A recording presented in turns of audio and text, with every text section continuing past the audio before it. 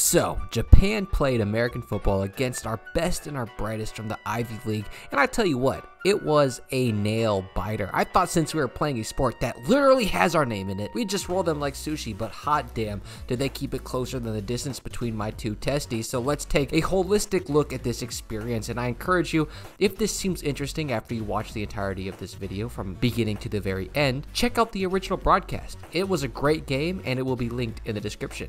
So, out the gate, it became clear. These guys can freaking play. The QB was surprisingly poised, making passes on a line, and they had a clear game plan of attacking the perimeter with slants and out routes, and then either running it up the gut or dumping it off a screen in the center of the field. The QB did appear to have a limited top end on throwing distance, which got them in some trouble, but it wasn't nearly as short as you'd think, and the lines offensively and defensively were evenly matched all game.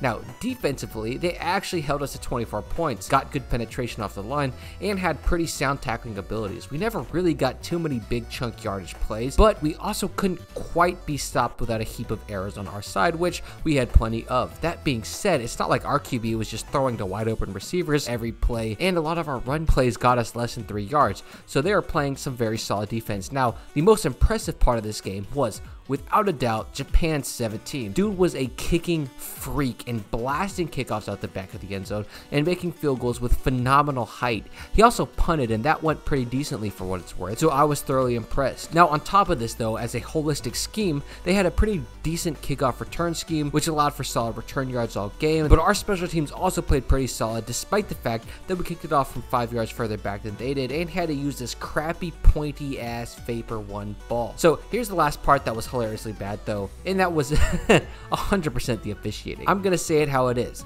They wanted Japan to win. I mean, look at this. Most people can tell you that was a touchdown, but not the guy watching him extend it over the pylon. Apparently, he was down at the 1 yard line somehow. Also, this fumble, that was clearly not a fumble. He had the ball all the way to the ground, then it bounced out, and apparently it's Japan's ball.